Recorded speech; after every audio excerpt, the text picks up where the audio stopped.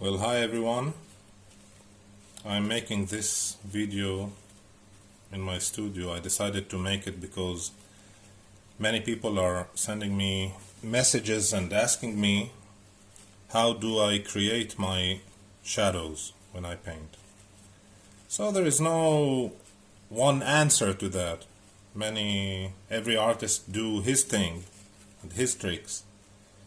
But I'm going to show you a very simple way that I use a lot while painting landscapes, cityscapes, even portraits, when I want to make shadow colors. So, you know, in nature, that shadow is never black. There is no such thing as black in nature. So, what I do, I use, this is ultramarine blue, cadmium red, cadmium yellow, titanium white.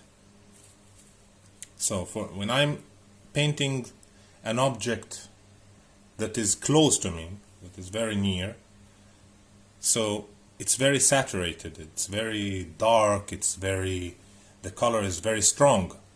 So what I do, I take a little bit of ultramarine, let's say like this. If I mix it with a burnt umber,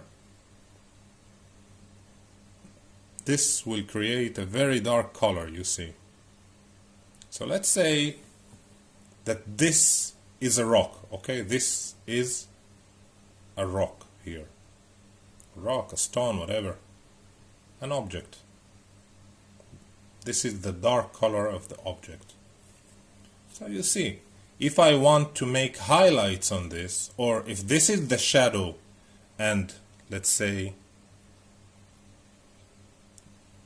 let's make a rock, let's say this will be a rock here, like this, and this is the shadow beneath the rock, this is the shadow. For demonstrating, nothing more, so I'll make it very simple. So in nature, you can never see a shadow that is straight color. There is always a reflection from the sky, for example, or from something that is near it, like greens, trees. So you see a bit of green inside the shadow. But let's say this is a reflection from the sky on the land inside the shadow. So this is how I create my close shadows. Can be a bit reddish sometimes. Many endless variations, but it's never dead. It's never a dead dark color. It's always many colors. Okay, so if I'm making something that is far away, like a shadow of a mountain, of a hill, when you paint landscape, so let's say I take ultramarine blue like this. You see, let's do it here. Let's say I take a bit of red. I like my faraway shadows to be a bit purple. Now you can't see, but if I put white, you see that it's becoming very light purple. So for far away objects, the saturation of the color is less.